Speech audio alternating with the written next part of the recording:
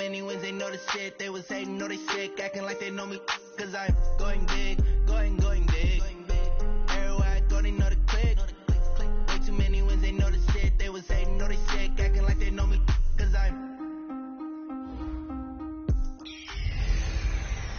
Hey everybody, it's the coach, and this is Monday Night Football on EA Sports. On tap is what should be a pretty good matchup between the Washington Redskins and the San Francisco 49ers. Let's get you out to Levi Stadium for the 2018 home opener. Here are Brandon Godden and Charles Davis. We are about 40 miles or so south of Candlestick Point at a place that first opened back in 2014 as you get a look at Levi Stadium here in Santa Clara, California. Nothing like the fanfare of introductions to an NFL game, and that was in evidence a moment ago. Fireworks, pyrotechnics, you name it. This crowd is ready as their guys get set to match up between the Washington Redskins and the San Francisco 49ers. Hi again, everyone. Brandon Gaudin alongside Charles Davis. And, Charles, you take a look at these 49ers as they interplay here. They come in off a good win on the road, and now they hit the home opener at 1-0. In the offense last week, they had things humming. If you're a defensive player, you may get overshadowed a little bit, but you're really buoyed by what your offense is doing. Meanwhile, for the visiting Redskins, they were losers their last time out. They're going to try to get back in the win column, but obviously they're going to have to do that in a hostile environment. And sometimes it actually works to your advantage. Now you've got to band together your team, the us against the world mentality. Let's see if they can use it and get a victory.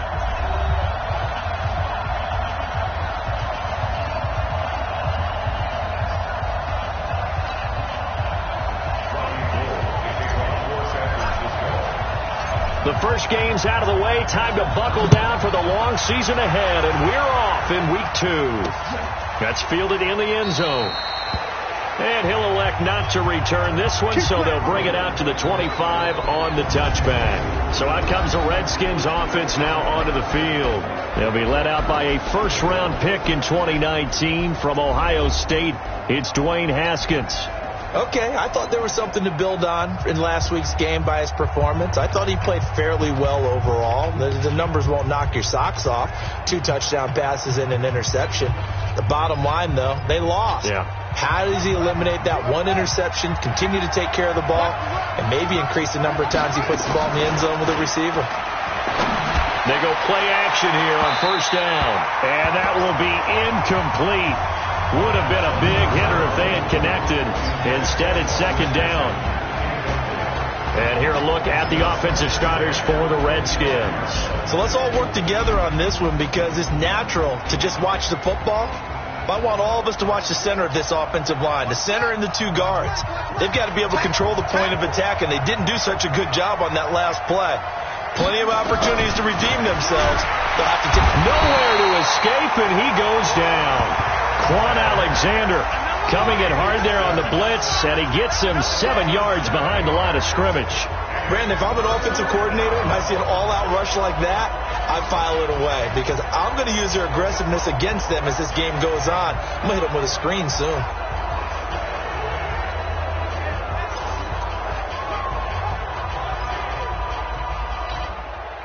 Yeah, I don't think this is the script they had in mind for their opening drive. This is 3rd and long.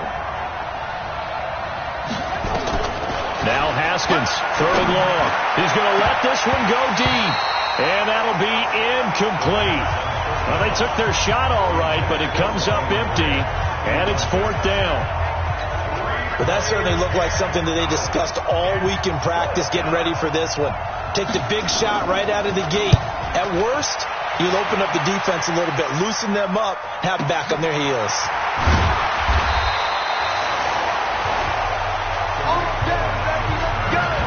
So here are the Niners now to get their first drive.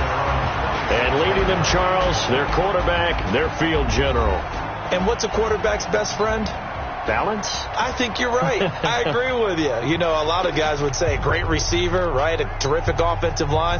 But I agree with you, balance, because if you can run the ball effectively, that just opens things up for guys who want to throw it and gives you easier passing lanes and easier coverages to read. And they said balance will be a focus in this one. Yeah, they don't want it all just heaped on his shoulders, I don't believe. I think they want to make sure they take some of the pressure off. The Niners have the first down on a gain of 11. Well, one unit I know you want to watch is that offensive line. If they keep clearing holes like that, it could be a long night defensively. No doubt about it, because when they are in sync, as we're seeing so far, when that continuity is there and you can see that they're playing off of each other while controlling the defensive front linebackers, you're exactly right. It could be a very long night for the defense because someone's going to run for some big yardage. Now the Georgia Southern man, it's Matt Breida. And this winds up a pickup of 2, maybe 2.5 to about the 39. 2 yards on the pickup there. It'll be 2nd and 8.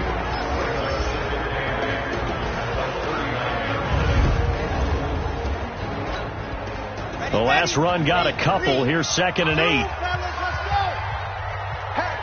Hey, 50 to Mike, 50 to Mike. What we got? Here's 2nd and 8. Man open, it's Goodwin. And he'll be brought down right at the 45-yard line. The reception good for 7. It's 3rd down. One thing you're hoping for when you run drag routes, you're able to hit a receiver in stride, and he can pick up a lot of yardage after the catch. But in this situation, the defense was effective, able to stop him before he could get a good head of steam going. Oh, nice move at midfield. And he'll be corralled out across midfield down to the 45. A gain of 10 and a 49er first down. What's the old adage, partner? Don't judge the book by its cover, because this guy, he takes the mantra that he'll go down with a brisk gust of wind and sets it on its head. Great effort there to break a tackle and come up with a nice gain.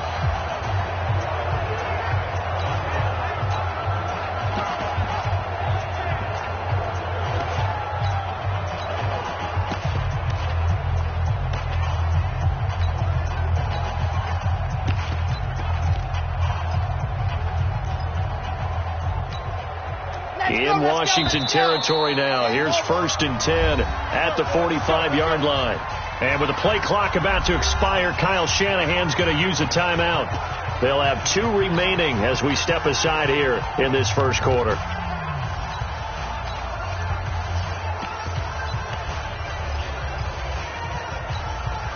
go now. Under 10. The give to Taylor. Give him 3 on first down. It'll set up a 2nd and 7. A look here on your screen at how Washington's going to line up defensively. They're going to need to be strong against the run in this one. And when people talk about facing a challenge, they are certainly getting one in this ball game because they're facing the #1 rushing unit in the NFL, which means this is going to be a contest they've got to be prepared for from the first snap. Here's a 2nd and 7. He'll let this go for the end zone. And he bats it away, and it falls down incomplete. Strong safety Landon Collins, the one who got a hand in there, knocked it away. And as a first-rounder, a lot of eyes on him, a lot of expectations. And he has to play well in his rookie year. Those days of coddling guys and bringing them along slowly, those days are long gone. When you're drafted in the first round, they expect you to play right away, and the community's eyes and fan base, they'll be on you the entire way. And you take a look at this draft class from a season ago, really it grades out as a pretty darn good class. So you have to give a lot of credit to the entire scouting organization. General manager, personnel department, college scouts, all came together. They evaluated it very well and got a nice payoff. The throw complete here to Williams. That's going to go as a loss of 1 on first down. And never good on a pass completion there to go the wrong way. Lost yardage.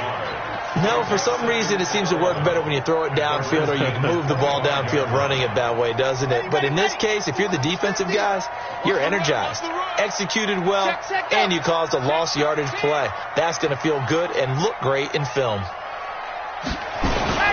On second down, a run with Breida. And he's going to lose yards. They take him down at the 26. Officially, it will go as a 1-yard loss, and that's going to lead to a 3rd down. I like the strategy. Extra tight ends, extra beef. They want to run the football, but that means they probably want to run it inside. If you get strung out on the perimeter, you're in peril. Yeah, we saw the result, negative yardage. On play action, they'll throw. Got a man, it's Ross, complete. And he gets it all the way down inside the 10 and mark him at the 5. They're able to convert on 3rd down, and that sets up a 1st and goal. Well, they're piecing together a nice drive to start this one. Seems pretty scripted and pretty successful so far. And I think they did it without our help. Because you remember when we sat in the production meeting with them to talk about this, and hey, you know, how are you guys going to come out of the gate? I know I offered my help with a few plays, and they didn't seem to want it. I didn't offer mine. You know, you were the smart one. Whatever they're doing, though, it's working really well. So another 3rd down conversion, and now they've got a 1st and goal.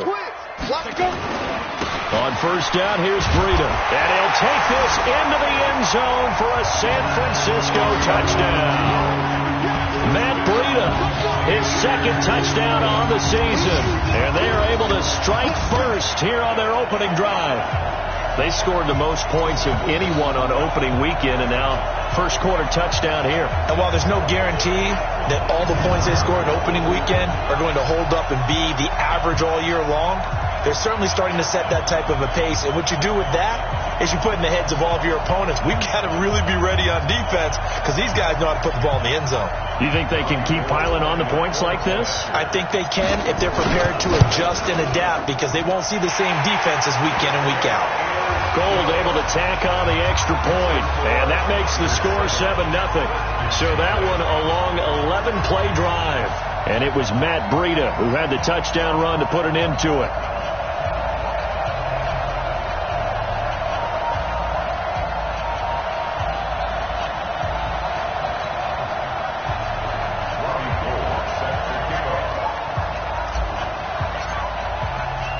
After the touchdown, it's Robbie Gould now to kick it away. That's fielded in the end zone. And no run back here. This will be a touchback, and it comes out to the 25-yard line. A look at Washington as they come onto the field. And on the first drive, 3 and out. And I know that these are professional athletes, but I would imagine sometimes you get the nerves at the beginning of a game still, don't you? Those don't ever go away.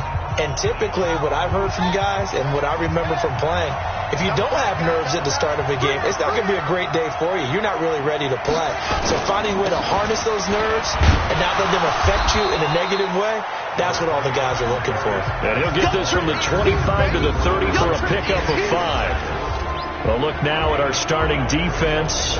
This unit currently 7th in the NFL, Charles, in stopping the run. Most of their challenges have come in the passing game because against the run, they've been pretty darn good. Now you've got to figure out a way to slow down those receivers before they get downfield and maybe make a few more plays on the ball when it's in the air. Ball on the 30. They'll come up with a 2nd and 5.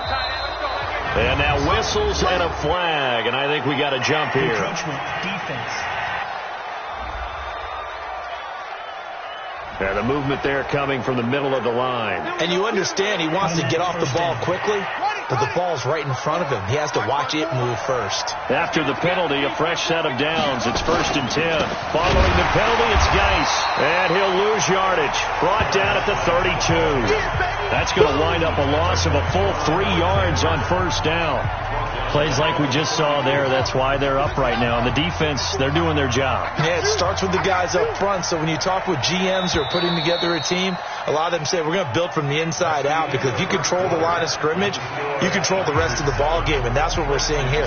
They're actually playing in the offense's backfield, not necessarily just playing at the line of scrimmage. Now on 2nd and 13, Haskins.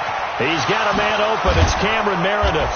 And he'll be brought down somewhat awkwardly here, and a late flag as well. I think this one's going to be a face mask. So they'll take the yardage and tack on 15 more for the face mask. Talk about a play that absolutely costs you in the end. Just trying to do your job, right? Trying to get him on the ground. Next thing you know, they'll march up another 15 against your squad. A bit of an opening there on the first down run as they get this forward for about 6 yards. It's a 6-yard gain on the ground, and that'll make it 2nd and 4.